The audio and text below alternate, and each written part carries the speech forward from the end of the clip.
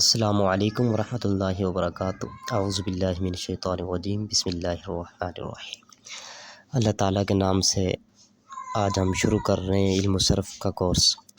اللہ تعالیٰ اس میں آسانی پیدا فرمائے اور آپ احباب کو سمجھنے کی اور مجھے سمجھانے کی اللہ تعالیٰ توفیق عطا فرمائے۔ تو انشاءاللہ العزیز آج ہم پہلا سبق پڑھیں گے، تو آپ پہلے سبق سے ہی اس نتیجے تک پہنچ جائیں گے کہ علم و صرف بہت آسان ترین فن ہے۔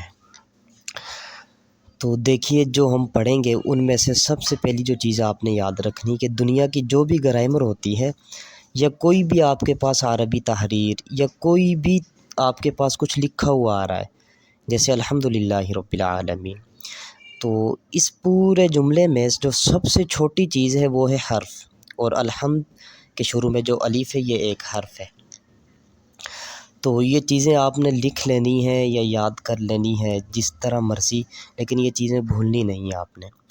تو جو سب سے چھوٹی چیز ہوتی ہے وہ حرف ہوتا ہے۔ تو جب حرف آپس میں ملتے ہیں تو لفظ وجود میں آتے ہیں، تو جب لفظ آپس میں ملتے ہیں تو جملے وجود میں آتے ہیں، تو جب جملے ملتے ہیں آپس میں تو پیراگراف وجود میں آتے ہیں، تو جب پیراگراف آپس میں ملتے ہیں تو مضمون وجود میں آتا ہے، تو جب مضمون کو ملایا جائے تو کتاب ایک وجود میں آتی ہے۔